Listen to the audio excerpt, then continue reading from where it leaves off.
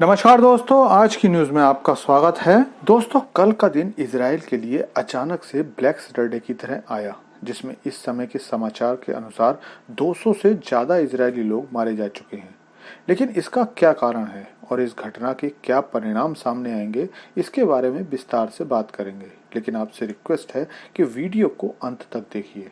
तो दोस्तों, कल सुबह इजरायली समय के अनुसार लगभग 6:30 बजे अचानक से फिलिस्तीन के आतंकवादी समूह हमास ने इजराइल पर आक्रमण कर दिया। यह आक्रमण दो तरह से किया गया, जिसमें एक तरफ तो हजारों रॉकेट से इजराइल पर हमला बोला गया और दूसरी ओर हमास के सैकड़ों लड़ाके इजरायली सीमा में अचानक से घुस आए। कुछ हमास के लड़ाकों को एयर ग्लाइडर के द्वारा भी इजरायली सीमा में दाखिल होते हुए देखा गया। जो इजरायली लड़ाके इजरायली सीमा में जमीन के रास्ते घुसे, वो फेंसिंग पार करके या सुरंगों द्वारा इजरायली सीमा में आए थे। हमला इतना अचानक और प्री प्लान तरीके से किया गया था कि इसकी भनक इजरायली जनता और सैनिकों को नहीं लगी। इसके बाद इन लोगों ने इजरायली लोगों को मारना शुरू कर दिया। कुछ हमास के लड़ाके इजरायली सैनिकों के वाहनों को लूटने लगे। अचानक हुए इस हमले ने इजराइल को अचंभित कर दिया और जब तक इजरायली सेना एक्शन में आती, तब तक इजराइल को भयंकर नुकसान हो चुका था। खुद हमास के प्रवक्ता के अनुसार 100 से ज्यादा इजरायलियों को उन्होंने मार दिया है। जिन इजरायली वाहनों को हमास ने अपने कब्जे में लिया था, उनमें इजरायली सैनिक और कुछ में इजरायली लोग भी थे, जिन्हें हमास के लड़ाके अपने साथ फिलिस्तीन में ले गए, जहां उन्हें या तो बंधक बना रखा है या फिर उनकी हत्या कर दी गई है।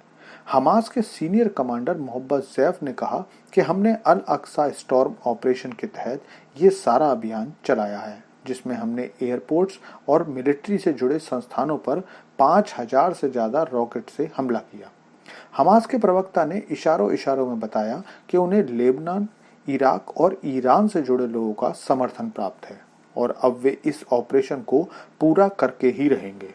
लेकिन इस सब के बाद आपके मन में यही सवाल होगा कि इतना सब होने के बाद आखिर इजराइल का क्या जवाब मिला। तो दोस्तों, आज जूइश लोगों की छुट्टी होने के कारण सभी इजरायली लोग इतने अलर्ट नहीं थे, जिसके कारण इजराइल को पिछले कई दशकों के सबसे बड़े जान और माल के नुकसान से गुजरना पड़ा है।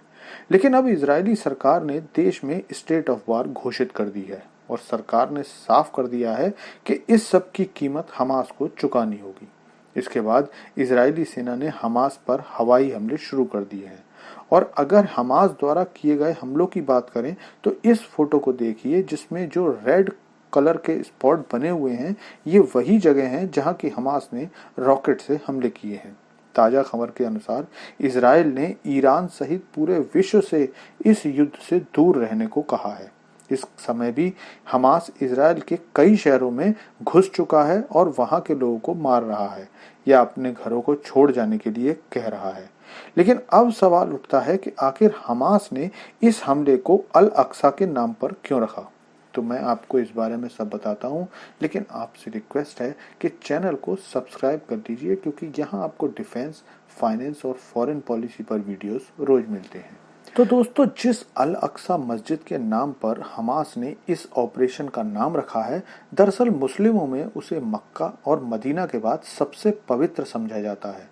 लेकिन इस इमारत को किसी मुस्लिम शासक ने नहीं बनवाया था, बल्कि 957 ईसा पूर्व में यहूदियों ने इसे यहूदी मंदिर के रूप में बनवाया था। लेकिन 640 ईस्वी में यरूशलेम पर मुस्लिमों का अधिकार हो गया और 702 ईस्वी में उन्होंने अल अक्सा, जो कि एक यहूदी मंदिर था, उसे तोड़कर मस्जिद बना ली, जिसके बाद आज तक यहूदी और मुस्लिम इस इमारत पर अपना हक जताते हैं, जिसके नाम पर हमास ने इस ऑपरेशन को अंजाम दिया है।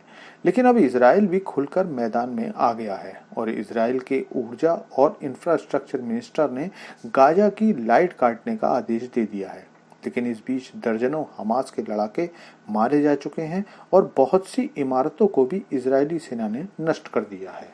दोस्तों, थैंक्स फॉर वॉचिंग वीडियो।